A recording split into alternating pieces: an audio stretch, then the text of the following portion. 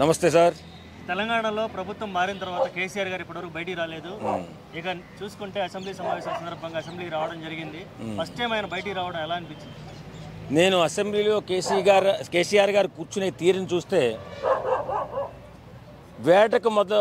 వేట మొదలు పెట్టబోతున్న సింహంలా కనపడ్డాడు కేసీఆర్ గారు. చాలా ఆనందం వేసింది, చాలా సంతోషం వేసింది.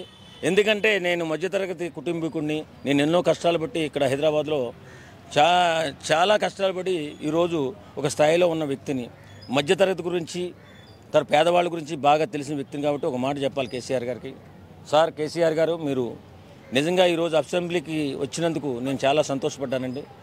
ఎందుకంటే ఆ సంతోషం ఎందుకంటే రాజకీయ నాయకులు ప్రజాసేవలో నిమగ్నమై ఉండాలి, ప్రజల పక్షాన పోరాటం చేయాలి. ఇప్పుడు అమలవుతున్న పథకాలు ఖచ్చితంగా అమలు చేస్తున్నారా లేదా, కాంగ్రెస్ ప్రభుత్వం వచ్చిన తర్వాత అది ఇచ్చినటువంటి హామీలు అమలవుతున్నాయా లేదా అని చూసుకునే బాధ్యత మీది సార్. మీలాంటి వాళ్ళు రాకపోతే మాలాంటి వాళ్ళు అన్యాయం అయిపోయే పరిస్థితి కనపడుతుంది. వీళ్ళు ఇచ్చినటువంటి పథకాలు రైతు బంధు, రుణమాఫీ, రైతు రుణమాఫీ 2 లక్షలు చేస్తానన్నారు, కొంతమందికి చేశారంటున్నారు, కొంతమంది చేయలేదంటున్నారు. అలాగే రైతుకి ఎకరానికి 12,000 చొప్పున ప్రతి ఒక్కరికి కూడా ఇస్తానని హామీ ఇచ్చారు.